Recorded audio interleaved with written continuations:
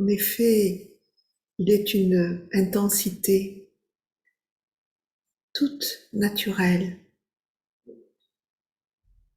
qui est le vivant en soi.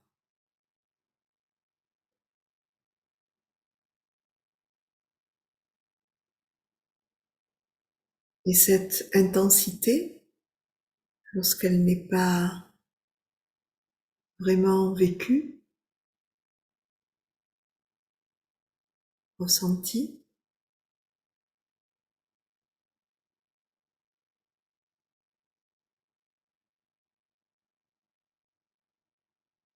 l'attention va se tourner vers l'imaginaire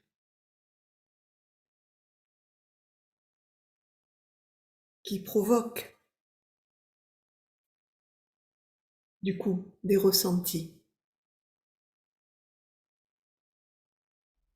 qui peuvent être plus ou moins denses,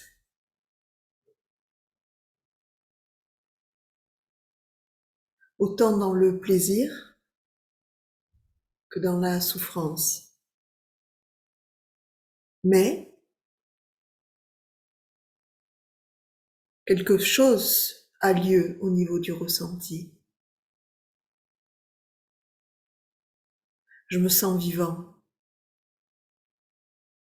Et si je me sens pas suffisamment vivant, vivant comme je devrais être, vivant,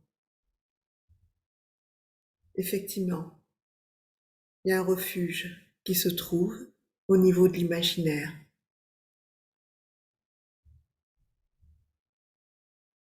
Et cette intensité toute naturelle, qui est le vivant en soi,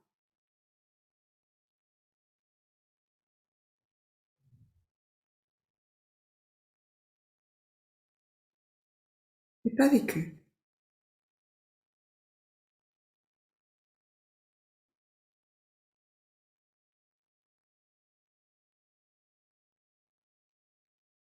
L'imaginaire est utilisé pour créer un certain ressenti et en mettant un certain volume au ressenti. Alors que là, en fait, ce dont il s'agit, c'est un ressenti beaucoup plus subtil.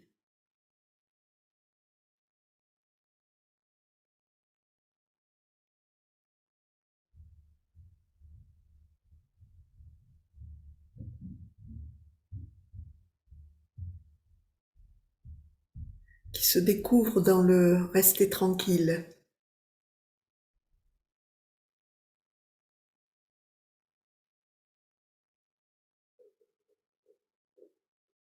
qui se découvre justement quand l'attention est dirigée vers ici.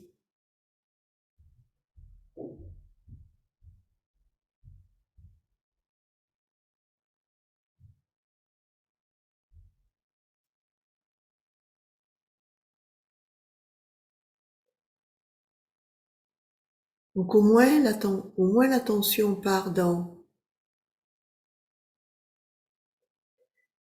l'horizontalité pensante,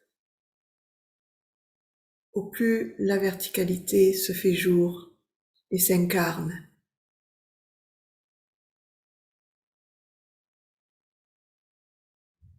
C'est à la fois une découverte et à la fois un doux rappel. Tu connais cette vie-là. Tu connais cette vie-là depuis ce point de vue-là. Tu vivais ça dans l'enfance. Ce jaillissement, cette innocence, cette vie qui ne s'encombrait pas de commentaires, d'explications, cette vie où il y avait beaucoup moins de mots.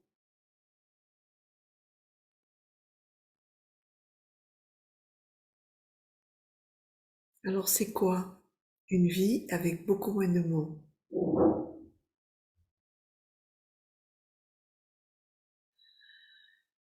Une vie qui n'est pas expliquée ni explicable.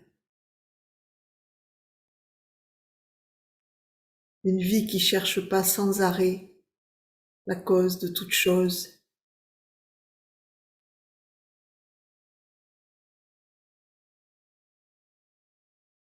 Rien qui cherche à être différent.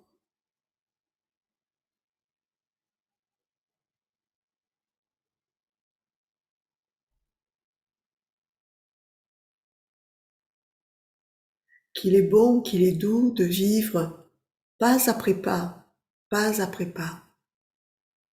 C'est ça l'important en fait.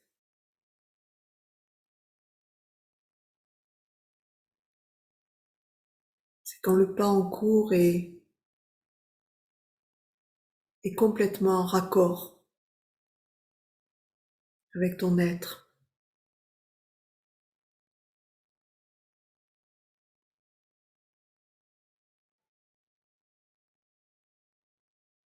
Quand l'intérieur et l'extérieur sont complètement en raccord.